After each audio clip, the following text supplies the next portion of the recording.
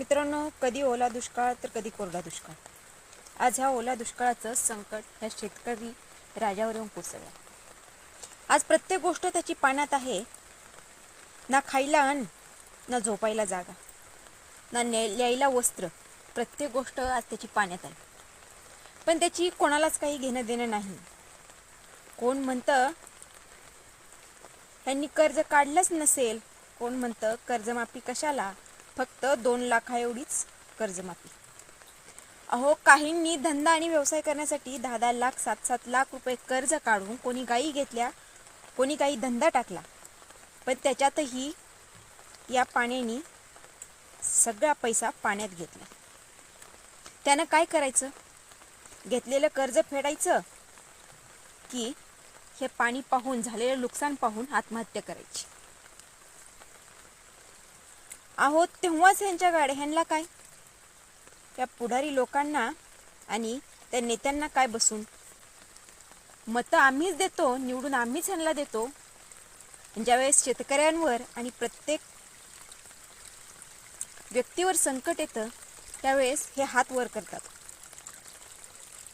आज प्रत्येक शेतकऱ्यावर, खेड्यापाड्यातील प्रत्येक लोकांवर हे पुराचं संकट कोसळलं. मग मला सांगा, त्याने जगायचं कसं? घरातून बाहेर पडायचं असेल तर त्याआधी चिखलात पाय भरावा लागतो आणि मग सगळ्या गोष्टीची सैर करावी लागते. अहो, ह्या ओल्या दुष्काळानं तुम्ही पाहू शकता, ह्या प्रत्येक शेतकऱ्याचं हे शेत पाण्यामध्ये गेले.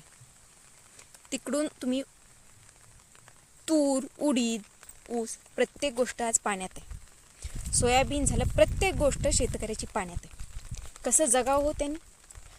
घरामध्ये पाणी, ना ल्यायला ना खायला काही. काय करायचं या शेतकरी? आज कर्जमाफी करायची म्हटलं तर सरकार हे ते करून काही ना काही 2 लाख करू, 1 लाख करू. पण ज्यांनी 7-7 लाख रुपये घेऊन काहीतरी व्यवसाय, काहीतरी धंदा करण्यासाठी काढलेलं कर्ज, ते कसं फेडावं? अनेकांनी व्याजाने पैसे काढून गायी घेतल्या दूध व्यवसायासाठी, पण त्याही गायी या पुराच्या पाण्यात वाहून गेल्या. त्यांनी कसं फेडावं हे कर्ज? तुम्हीच सांगा. अनेकांचे उडीद हातातोंडाशी आलेले गेले, काहींची सोयाबीन, आता हा जाण्यासाठी आलेला ऊस आज तोही पाण्यात आहे. पाहू शकता हे पाणी कुठपर्यंत आहे. पाण्यात जायचं म्हटलं तरी लांबून भीती वाटते. आज शेतकऱ्याच्या घरात पाणी शिरलंय, त्याला किती भीती वाटत असेल. लहान लहानशा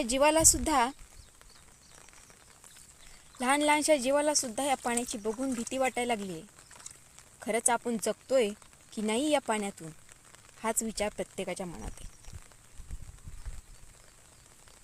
तुम्हीच सांगा, कसं जगायचं या शेतकऱ्यानं? काढलेलं कर्ज फेडायचं कसं? अहो, मतदान मागायला सगळेच येतात, पण ज्यावेळेस शेतकऱ्याला खरंच गरज असते संकटकाळी, त्यावेळेस मात्र कोणी लवकर येत नाही. एखादा पुढं आला की मग त्याला बाकीच्यांनी बघायचं आणि नंतर तिथून गाड्या हलवायच्या. या सरकारांना, ज्यांना आपण निवडून दिलंय, त्यांना काय हो? आयते बंगले सरकारचे, आयत्या गाड्या सरकारच्या, आणि तिथून ते सांगणार हे असं ते तसं. कोणी फोटो काढतंय, कोणी मीडियाला सांगून सांगतंय ही बातमी द्या, आम्ही हे पूरग्रस्ताला मदत केली. अहो, इथं शेतकऱ्याला ना घर ना खायला अन्न आहे. काही म्हणते पैसे घेऊन त्यांची, ज्यांनी घरं बांधलेत मोठमोठी, त्यांचं कर्ज माफून. तुम्ही चांगल्या घरात राहायचं आणि शेतकऱ्यांनी मात्र झोपडीत राहायचं, हा कुठला न्याय? का होत नाहीत आमच्या शेतकरी मुलांची लग्न? का? तर ते शेती करतात. दुसरी गोष्ट, त्यांच्याकडे घरदार नाही. अहो, माझा शेतकरी राजा अगोदर शेती बघतो, मग घरदार प्रपंच. कारण खायला दुसऱ्यांनाही पोसायचं आहे आणि आपल्यालाही पोसायचं आहे म्हणून. पण तसं नाही. माझं सरकार, मायबाप काय करतं माहिती आहे? ज्यावेळेस कर्जमाफी करायची त्यावेळेस म्हणतं सरसकट नाही, त्यांचीच, फक्त त्यांचीच करायची ज्यांना खरंच गरज आहे. काहींनी बांधली असतील घरं, काहींनी काढलेलं असेल मुलीच्या लग्नासाठी, काहींनी काढलं असेल कर्ज मुलीच्या शिक्षणासाठी, मुलाच्या शिक्षणासाठी, काहींनी काढलं असेल आजारपणासाठी. मग तुम्हीच सांगा, अशा पुराच्या ह्याच्यात जर त्याचं पाणी, त्या पैशाचं पाणी पाणी झालं असेल आणि वाहून गेलं असेल तर काय करायचं त्यानं? आत्महत्या? तुम्हीच ठरवा आणि तुम्ही सांगा कर्जमाफ कसं करायचं की नाही, की असाच माझा शेतकरी राजा पुराच्या पाण्यात वाहू द्यायचा. मला त्या प्रत्येक व्यक्तीला सांगायचं आहे, शेतकऱ्यांची कधीतरी क्यू येऊ द्या. शेतकरी आहे म्हणून तुम्ही आम्ही आहात. कधीतरी तुमच्यातलाही 4 पैसा शेतकऱ्यांच्या कामी येऊ द्या. कारण मेल्यानंतर कोणीच काहीच सोबत घेऊन जाणार नाही. प्रत्येकजण इथंच ठेवून जाणार आहे. पण कधीतरी पुण्याचा वाटा म्हणून 4 पैसे या पूरग्रस्त शेतकऱ्यांना द्यावा इतकंच. कारण आज पाहायला गेलं तर या पुराच्यामुळं आज शेतामध्ये काही उरलंच नाही. मग भाजीपाला म्हणा, कोणतीही गोष्ट कशी येईल तुमच्यापर्यंत? शेतकरी जगला तर तुम्ही जगाल. तुम्हीच ठरवा, शेतकरी जगवायचा आहे की झाडाला लटकवायचा आहे, की याच पुराच्या पाण्यात वाहून जाऊ द्यायचं आहे. तुमच्या हातात आहे सगळं.